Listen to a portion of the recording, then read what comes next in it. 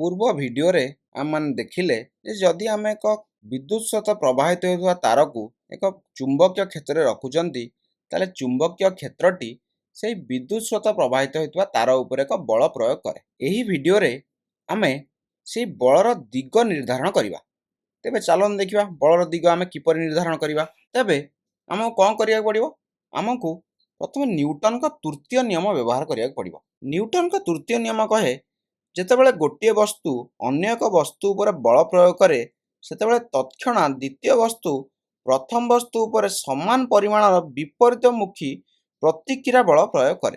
तो एठार एक तार अछि जेउथिरे कि विद्युत सहित प्रवाहित हेउछि। तो आम माने कहि परिबा जे तारटी ए दुईटी मेरु उपरे एक बल पकाउथिबो। तेणु करी दुईटी मेरु मध्य तार उपरे एक प्रतिक्रिया बल पकाइबे, जहा कि न्यूटन का तृतीय नियम जानिचंती। एवं आमे जानिचंती जे बल एवं ता प्रतिक्रिया पड़ुथिबा बल दुई जनकर परिमाण समान किंतु से विपरीत दिगरे पड़ुथांती। तेणु करी आमे जदि निर्धारण कर दे परिबा जे तारटी ए मेरु दुईटी उपरे केउ आडे बल पकाउची, ताहाले सेथिरु आमे निर्धारण करि परिबा जे ए मेरु दुईटी एई विद्युत सहित प्रवाहित तार उपरे केउ दिगरे बल पकाउचंती। काहेकि ना विद्युत सहित प्रवाहित तारटी मेरु उपरे जेउ आडे फोर्स पकाउथिबो, मेरु दुईटी विद्युत सहित प्रवाहित होता तार उपरे तार विपरीत दिगरे बल पकाइबे। तेबे चलन देखिबा जे तारटी ए मेरु दुईटी उपरे केउ आडे बल प्रयोग करूछि। तेबे वर्तमान आम निजको पचारिबा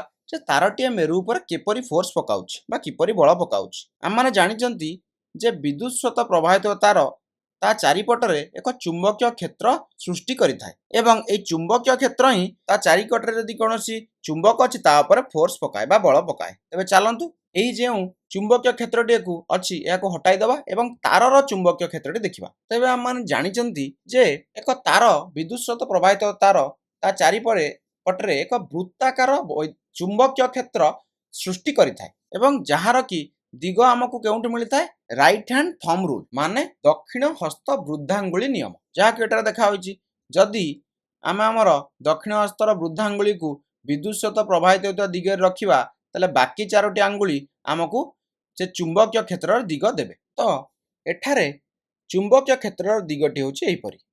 तेबे चुंबकीय क्षेत्रर दिग माने कोन तुमान ता अर्थ होछि जदि एही स्थान रे मु एक छोट चुंबक बा मैग्नेट रखुची ताल तार उत्तर मेरु उपरे एही दिगरे बल पड़िबो। सेही परि ए पछपटे जदि मु एक चुंबक रखुची ताले चुंबकर उत्तर मेरु उपरे एही दिगरे बल पड़िबो जेउ दिगरे चुंबकीय क्षेत्र अछि। तेणु करी चुंबकीय क्षेत्रर दिग आमको जणाई थाए जे सेही स्थान रे जदि आमे एक उत्तर मेरु रखुचंती ताल से उत्तर मेरु उपरे केउ आडे बल पड़िबो। तेणु करी एहा को नै आमे निर्धारण करि परिबा जे एही दुईटी मेरु उपरे ए चुंबकीय क्षेत्र द्वारा केउ दिगरे बल पड़िबो। तो तुमे माने प्रथमे निजे एहाकू निरूपण करिया चेष्टा करो एवं तापरे मु करिकि तुमको देखाइबी। तेबे प्रथमे उत्तर मेरु उपरे बल निर्णय करिबा, बलर दिग निर्णय करिबा। तेबे उत्तर मेरु पाखरे चुंबकीय क्षेत्र केउ आडू अछि? चुंबकीय क्षेत्र स्क्रीन रो बाहर आडू अछि। तेणु करी उत्तर मेरु उपरे बल केमिति पड़िबो? उत्तर मेरु उपरे एही परि स्क्रीन रो बाहर आडू बल पड़िबो। तो वर्तमान चलंतु ए दक्षिण मेरु उपरे बलर दिग निर्धारण करिबा। तेबे एठारे जदि आमे एक उत्तर मेरु रखिबा आमे जानिचंती ताले उत्तर मेरु उपरे बल केउ आडू पड़िबो? स्क्रीन भीतर आडू पड़िबो, काई चुंबकीय क्षेत्र दिग एठारे स्क्रीन भीतर आडू अछि। जदि एठारे उत्तर मेरु उपरे बल स्क्रीन भीतर आडू पड़िबो ताहाले दक्षिण मेरु उपरे बल स्क्रीन बाहर आडू पड़िबो। तेणु करी वर्तमान देखिले उभय मेरु उपरे बा एई चुंबक उपरे मैग्नेट उपरे ए जो चुंबकीय क्षेत्र द्वारा बल केउ आडू पड़ुछि? स्क्रीन बाहर आडू पड़ुछि। ता माने जदि एठारे मु एक अश्वक्षुराकृति चुंबक रखिछि ताहाले ता ऊपर बल केउ आडू पड़िबो?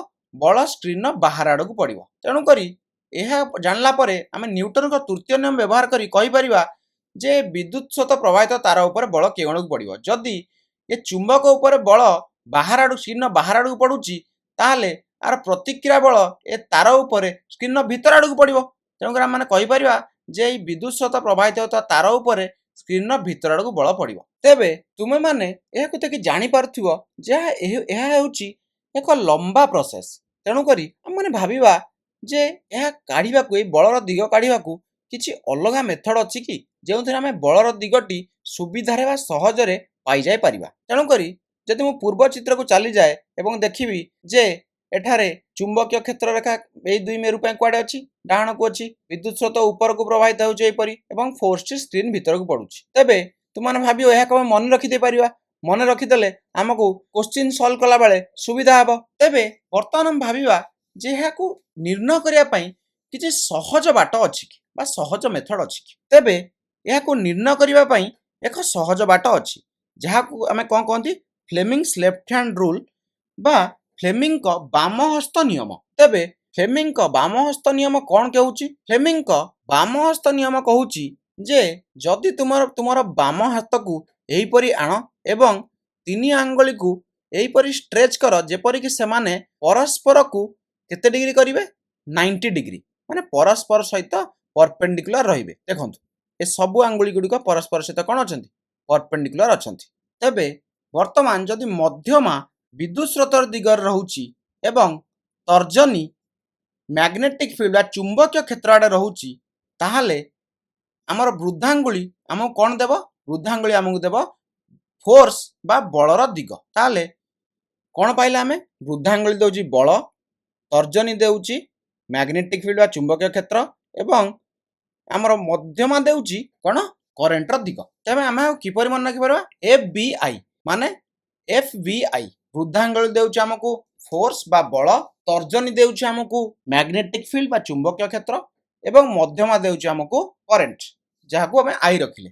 ଦେଖନ୍ତୁ ଏଠାରେ ଲେଖା ହେଇଛି ଫେଡେରାଲ ବ୍ୟୁରୋ ଅଫ୍ ଇନଭେଷ୍ଟିଗେସନ ଯାହାକି ହେଉଛି FBI ବା ତୁମେ ଏହାକୁ ଫାଦର ମଦର ଚାଇଲ୍ଡ କରି ମଧ୍ୟ ମନେ ରଖିପାରିବ ଯେ ଏହା ହେଉଛି ବୃଦ୍ଧାଙ୍ଗୁଳି ହେଉଛି ଫାଦର ଏଫ୍ ଯାହାକି ହେଉଛି ଫୋର୍ସ, ତର୍ଜନୀ ହେଉଛି ମଦର ଏମ୍ ହେଉଛି ମ୍ୟାଗ୍ନେଟିକ୍ ଫିଲ୍ଡ ଏବଂ ମଧ୍ୟମା ହେଉଛି କରେଣ୍ଟ ଯାହାକି ଆମେ ଚାଇଲ୍ଡରୁ ସି ଆଣିକି କରେଣ୍ଟ ବୋଲି ମନେ ରଖିପାରିବା। ତ ଏହା ହେଇଗଲା ଆମର ଫ୍ଲେମିଙ୍ଗଙ୍କ ବାମ ହସ୍ତ ନିୟମ।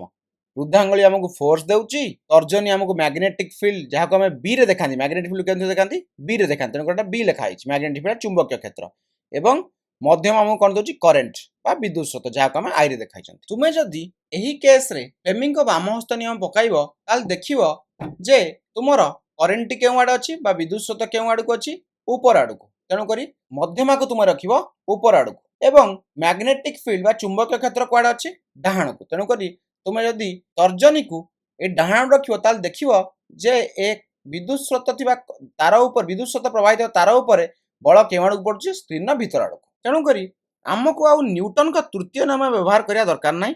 ଆମେ ଫ୍ଲେମିଙ୍ଗଙ୍କ ବାମ ହସ୍ତ ନିୟମ ବ୍ୟବହାର କରି ଏକ ବିଦ୍ୟୁତ ସ୍ରୋତ ପ୍ରବାହିତ ତାର ଉପରେ ବଳ ନିର୍ଦ୍ଧାରଣ କରିପାରିବା।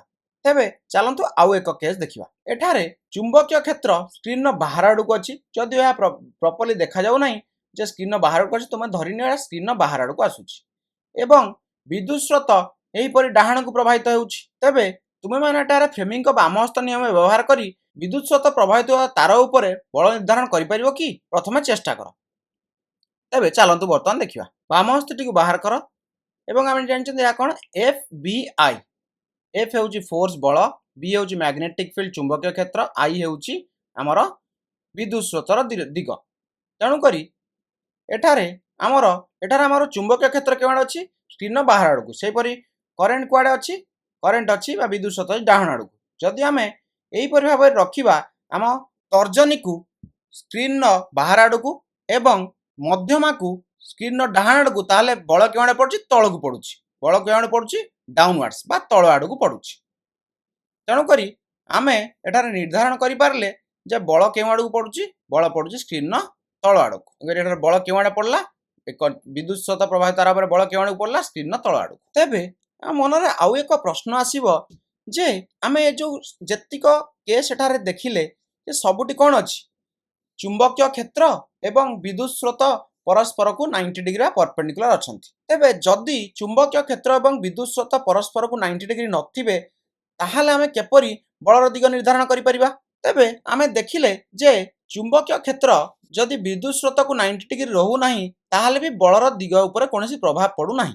ବଳର ଦିଗ ସେହି ଦିଗରେ ହିଁ ରହିବ। ଚୁମ୍ବକୀୟ କ୍ଷେତ୍ର ଏବଂ କରେଣ୍ଟ ବା ବିଦ୍ୟୁତ ସ୍ରୋତ ମଧ୍ୟରେ ଯେକୌଣସି କୋଣ ରହିଲେ ମଧ୍ୟ ବା ସେ ଦୁଇଟି ଯେକୌଣସି ଆଙ୍ଗେଲରେ ରହିଲେ ମଧ୍ୟ ବଳର ଦିଗ ଚେଞ୍ଜ ହେଉନାହିଁ। ତେଣୁକରି ଯଦି ସେ ଦୁଇ ଜଣ ପରସ୍ପରକୁ 90 ଡିଗ୍ରୀ ହୋଇନଥିବେ ତାହେଲେ ମଧ୍ୟ ଆମେ ଫ୍ଲେମିଙ୍ଗଙ୍କ ବାମ ହସ୍ତ ନିୟମ ବ୍ୟବହାର କରିପାରିବା। କିନ୍ତୁ ଆମେ ଦେଖିବା ଯେ ସବୁ କେସ୍ରେ ବଳ ଏ ଦୁହିଁଙ୍କୁ ପରପେଣ୍ଡିକୁଲାର ବା 90 ଡିଗ୍ରୀ ରହୁଛି। କେଉଁ ଦୁହିଁକୁ?